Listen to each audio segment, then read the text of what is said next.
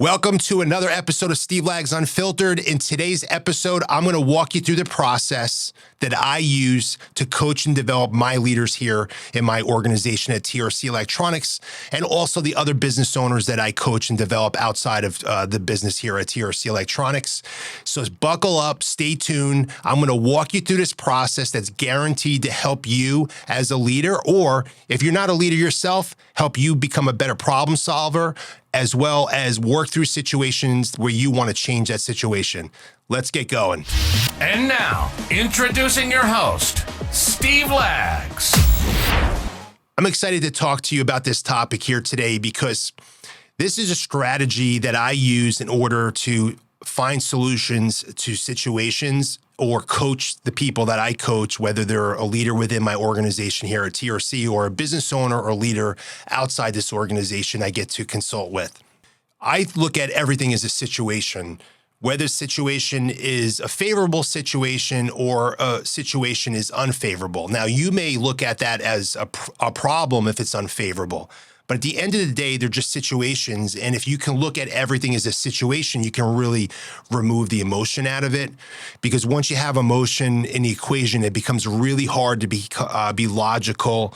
It really makes it much harder on you than it really needs to be. And that's something that takes a lot of time to develop and really work on yourself to understand yourself, what triggers you and why do you view certain things the way you view them and why do you let emotions take over. But the first step here is, if I'm coaching somebody and they have a situation, they might view it as a problem, or they might just have a particular situation and they're looking to change it. So either way, problem, situation, I'm at point A, but I want to move to point B. I want to change the situation that exists right now. And the first step in that is just simply acknowledging it and identifying it, that I have a situation that I want to change. Now, one person might view that as, I've got a big problem and I need to solve the problem. Okay, in my view, it's a situation, and the situation looks like point A today, and I want it to look like point B tomorrow. Problem, situation, same thing. But right away, it's an opportunity for me. I want to change something. I want to change the situation, so I have an opportunity to change the situation. Most people will come into this situation and they'll start throwing solutions and ideas right away. Like, okay, hey, I've got this situation, I've got this problem, this is what I'm going to do about it. And I've worked with so many business owners where their solution skips important steps. Number one is determining the cause after you've acknowledged you have a situation. If you don't understand the cause of the situation, the cause of the problem, how could you come up with a solution that's going to change the situation or it's going to solve the problem? So an example is, I had a business owner that looked for some advice. He said, hey, Steve, I have a few leaders in my organization, and they're not effective leaders, and I'm really disappointed in their results, and I don't think they're the right leaders. And I'm thinking about, firing, getting rid of all of them, and then hiring new leaders and bringing them into my organization. So before we even talk about the proposed solution, we needed to identify what was the cause here of your situation. So I said to the person, do you know the cause of why that exists right now? Because there could be a lot of causes. And the interesting thing with most business owners, they're the cause. They are the reason for the circumstances that exist. If you're a business owner, you're responsible for everything in your business. Because you could come up with a solution that doesn't solve the cause and just repeat the same problem over and over and over again. You ever see somebody where they've got a problem and they come up with a solution and the problem comes back, it just comes back over and over again because they're never getting to the root cause of why that situation exists. So in that particular example, long story short, after speaking to that business owner and digging deeper, I'm analyzing, I'm gathering facts and data. Now I'm asking questions that are relevant. I identify that the reason it exists is because this business owner hasn't developed himself as a leader to a high enough level in order to develop other leaders. And that business owner is not necessarily setting up those leaders for success, not able to give them the tools and resources they need, not able to give them the training they need, not able to provide the clarification on the expectations of what's required in that role. So if that business owner exited those leaders and brought new ones in, it was going to be the same problem over and over again. So the solution in that particular case is going to be very different than what that business owner thought it was going to be. So point being here is you got to determine the cause. If I've got a situation, my situation is that my health is like a B level health and I want to be like an A- in terms of health. Okay, that's my situation. That's not necessarily a problem. It's just a situation. Hey, I'm pretty healthy. I'm a B and I want to get to the A- level of health. Okay, what's the cause? Why? What's preventing me from going from point A to point B, or from B level of health to A level of health? What's the cause of that? What is getting in the way there? It's some obstacles. So my solution has to solve those roadblocks, those obstacles. Now, once I properly identify the cause, the first step is, hey, I've acknowledged I've got a problem. I recognize it. I identified it. I truly accept the fact that this is a situation that needs to change. I've determined the cause. Now I need to explore some possible solutions. So, okay, number one, I may have some resources that I can already leverage that can give me the solutions, but maybe not. So when I'm looking through this, I want a few options. I don't want to just come up with the first idea that comes to my mind and, hey, that's good, I'm just going to go at it. All right, I'm going to come up with a few different options of how to solve the cause of this problem, which will allow me to move forward here. And then after I come up with those solutions, I'm going to pick the best one. Okay, after analyzing all the facts and data and analyzing my three solutions, all right, I've got one of three. This is the one I feel most confident of. So, and I've got three, so I felt confident in picking one because I did my due diligence. I invested enough of time to come up with a few solutions. I didn't just wing it in the first idea. Now I'm not confident in the fact that I didn't do my due diligence. I'm not going to proceed with confidence moving forward. So I've got my solutions. I got to create a plan with these solutions. What's my plan?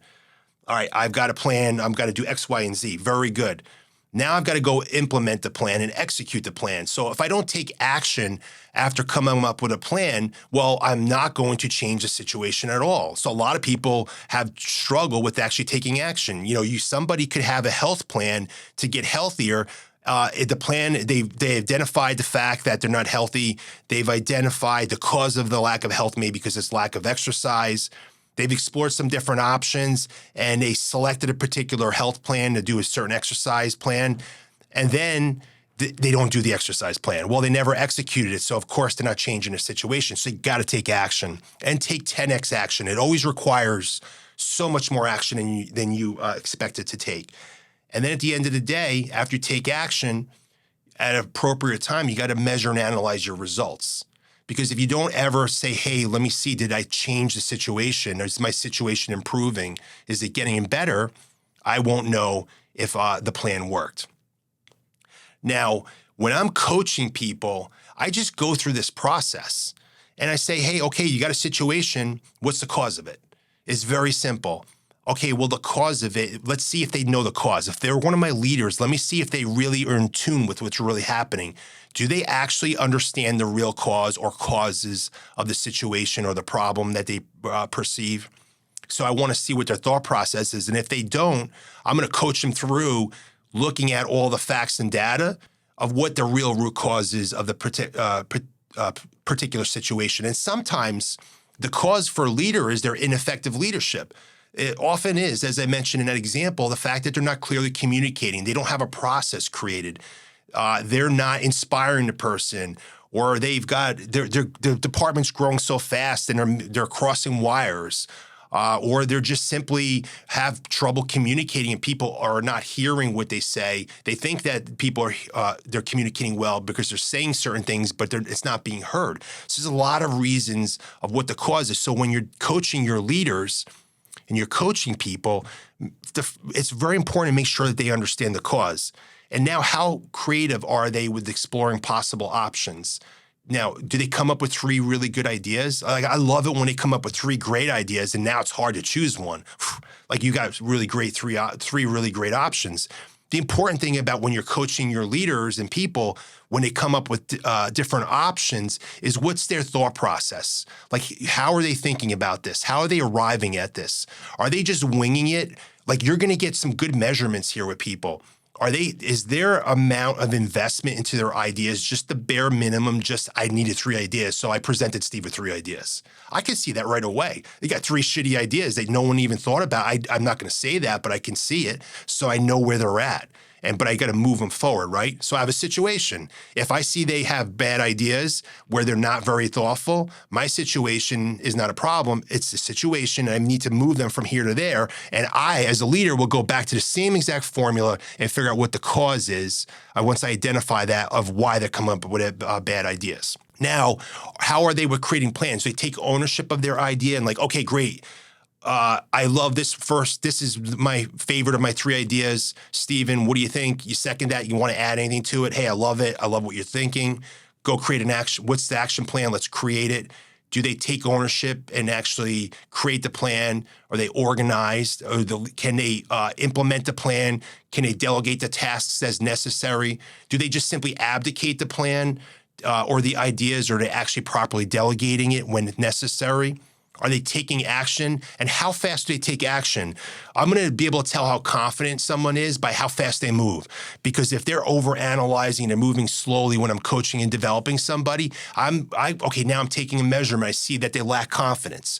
Maybe they don't really truly accept this right now because they're not moving fast enough, because they may have identified a situation, but they're not really accepting the fact that it's a situation or a problem that needs to change, because I could see it by lack of energy and effort and speed, because they're moving so slow. So maybe they really don't accept it. It's like saying someone doesn't really accept the fact that they have a health issue. They don't really accept it. They think it's not a problem. So then they don't move fast. They might have gone through this whole process, but you see, boy, they don't like, oh yeah, I'm going to start going to the gym next month. Like, okay, like you see that, right? It's like, oh yeah, New Year's resolution. So are they really accepting the fact that, shoot, you have a problem or a situation you need to change? No, they're not, because they're procrastinating. So when you watch your leaders, how fast do they move? Because you need them to move fast through these problems.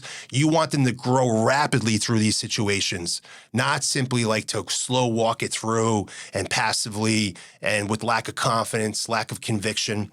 And then at the end of the day, when you measure and analyze the results, and when you get the results you desired, that's amazing. So you celebrate the shit out of that. But a lot of times you're not going to get the results that you wanted when you had a situation and you went through this whole process.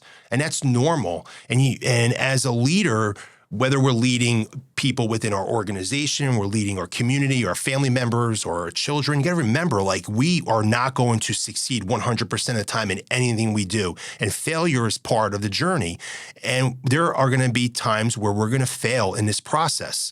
And when we do, this is where the real learning opportunity and the discovery exists for individuals. Now, it's every step of the process. What part did we not get right? Maybe it's the very beginning. It's the fact that I didn't accept I had a situation that I needed to change, or a problem I needed to solve. And as a result, I really didn't put the effort and the energy that needed along the way. And I really didn't come to the right conclusions along the way because I really didn't truly accept this fact. Maybe it was in my when I was trying to determine the cause of the situation, or the cause of the circumstances that exist, or the cause of the problem, I really didn't gather all the facts and data, and I didn't dig deep enough to find the real root cause of what was really causing this. And I just smacked a big old Band-Aid on it, and it looked good for a couple days, and after that, it all fell back apart, and it was back to the same square one all over again. Maybe it was that I didn't have the right solution. Maybe I did have all the everything prior to that figured out. I accepted it, and I did identify the real root cause. But maybe my solution wasn't the best solution, or a solution that was good enough, and I need to come up with a better solution.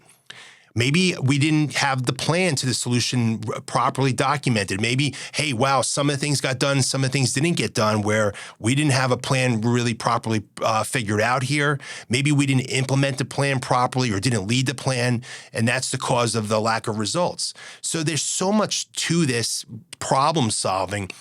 But if you understand in life, it's just an algorithm. It's just, hey, I've got to acknowledge and accept I have a situation that needs to change. I've got to figure out why does the situation exist to begin with. Then I've got to come up with some possible solutions to change the situation. Then I've got to create a plan so that off of that solution, I have a plan. Then I need to execute the plan. And then when at a particular point when I'm expecting the situation to change or the situation beginning to change where I start to see some changes in results, I need to analyze it. Hey, do I have results? Do I have the change to the situation starting to happen? If I do, this is great. Keep on that course and keep going. But if I don't, then shoot, I need to pause here a second and I need to reanalyze everything to see where I might have calculated. And when you go through this algorithm as a leader with your life, everything's just a situation. And then when people are coming to you and they're, hey, I need to be coached, I get a text message, hey, I have a situation. That's what I get. I've got a problem. I got a situation. Right to the point, okay, what's the situation that you have? And when you have a situation or a problem, don't go tell a story. Don't just, hey, this is the situation, it's this, and I want it to be that. That's simple. And then, okay, cool. Now let's go into the facts, and we could gather the facts and data that are necessary.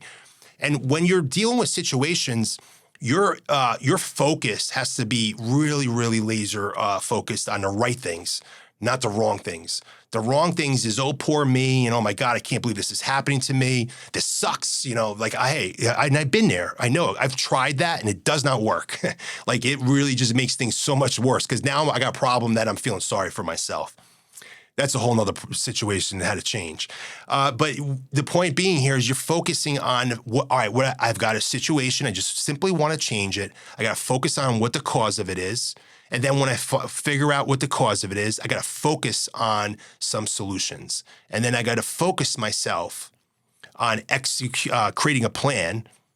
And if the plan's got to be very intentional. And then I got to focus on actually executing the plan. And then at the end of it, I got to focus on, hey, did it work or did it not work? Is it starting to work? Or maybe it worked good enough, but what it could have been better? Oh, shoot, what can I learn and opportunities from there?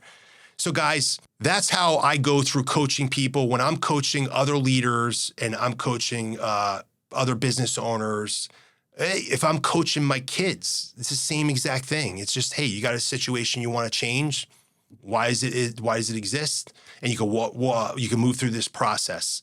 So I'm hoping this helps you as a leader, as a parent, as an uncle, an aunt, whatever you are, whatever situations you're trying to help other people solve in this world. And remember, very importantly, the bigger the problem that you can solve, the more value you add to this world and the more value be returned to you from the world. And the bigger problems that you are able to teach and coach the people that depend on you as a leader to solve, the more value they add to the world. So don't solve everybody's problems. You just show them how to solve their own problems. But you can't do that as a leader if you can't solve your own problems. So learn how to solve your own problems and then teach other people how to solve their problems, and you're going to add a lot of value to this world. Guys, that's another episode of Steve Lags Unfiltered. We'll see you on the next episode. That's all for today's Steve Lags Unfiltered journey. Subscribe, rate, and leave a review to fuel your success journey. Also, be sure to listen to us on your favorite podcast channel or outlet. Stay tuned, stay unfiltered, and we'll catch you on the flip side.